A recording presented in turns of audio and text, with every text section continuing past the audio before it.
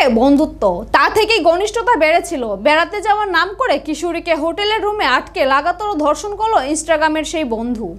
20 দিন পর হোটেল থেকে কিশোরীকে উদ্ধার করেছে পুলিশ। অভিযুক্তের বিরুদ্ধে একাধিক ধারায় মামলা রুজু করা হয়েছে।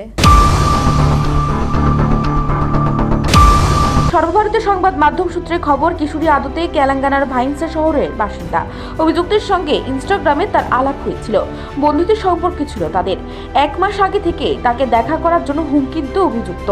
চাপে পড়ে হায়দ্রাবাদে অভিযুক্তের সঙ্গে দেখা করতে গিয়েছিল কিশোরী। সেখানে গিয়ে ধর্ষণের শিকার হয় সে। পুলিশ জানিয়েছে, 20 দিন হায়দ্রাবাদে নারায়ণগুড়া এলাকায় একটি হোটেলের রুমে কিশোরীকে আটকে রাখা হয়েছিল। সেখানে দিনের পর দিন কিশোরীকে ধর্ষণ করে অভিযুক্ত। অবশেষে ফোন থেকে বাবা মাকে হোয়াটসঅ্যাপ মারফত লোকেশন পাঠায় সে। তা দেখে হায়দ্রাবাদে ছুটে আসে পরিবার। দ্রুত হায়দ্রাবাদের সি টিমের সঙ্গে যোগাযোগ করে তারা। অভিযোগের ভিত্তিতে লোকেশন পাওয়ার পর সি টিম ওই হোটেল থেকেই কিশোরীকে উদ্ধার করে। পুলিশের কাছে কিশোরী ধর্ষণের বিষয়েও মুখ খুলে। অভিযুক্তের বিরুদ্ধে ভারতীয় ন্যায় সংহিতার একাধিক ধারায় মামলা রুজু করেছে police. Bureau report, Asian Times.